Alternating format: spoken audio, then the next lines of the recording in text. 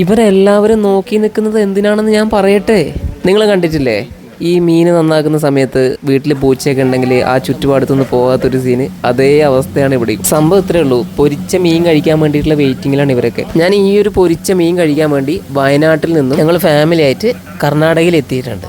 ഈ ഒരു സ്പോട്ട് ഞാൻ അറിഞ്ഞത് എങ്ങനെയാണെന്ന് വെച്ചിട്ടുണ്ടെങ്കിൽ അളിയൻ എന്നോട് പറഞ്ഞു, കർണാടകയിലെ ധാർക്ക എന്ന് പറഞ്ഞൊരു സ്ഥലത്ത് നല്ല പൊരിച്ച ഫിഷ് ഫ്രൈ കിട്ടുന്നൊരു സ്പോട്ട് ഉണ്ട് എന്ന് പറഞ്ഞു. പിന്നെ ഒന്നും നോക്കിയില്ല, ഞങ്ങളത് ട്രൈ ചെയ്യാൻ വേണ്ടിയിട്ട് ആ സ്ഥലത്തേക്ക് പോയി ട്രൈ ചെയ്തു. സംഭവം വേറെ ലെവല്. മീൻ പൊരിക്കുന്നതിൻ്റെ കടയിന് തൊട്ടടുത്തായിട്ടാണ് ധാർക്ക ഡാം വരുന്നത്. അവിടെ നിന്ന് പിടിക്കുന്ന മീനിനെ ഹോട്ടലിൽ കൊണ്ടുവന്നിട്ട് അവർ പ്രത്യേകതരം ഒരു മസാലയുണ്ട്, അതും ചേർത്തിട്ടാണ് ഈ ഒരു മീൻ പൊരിച്ചെടുക്കുന്നത് കേട്ടോ.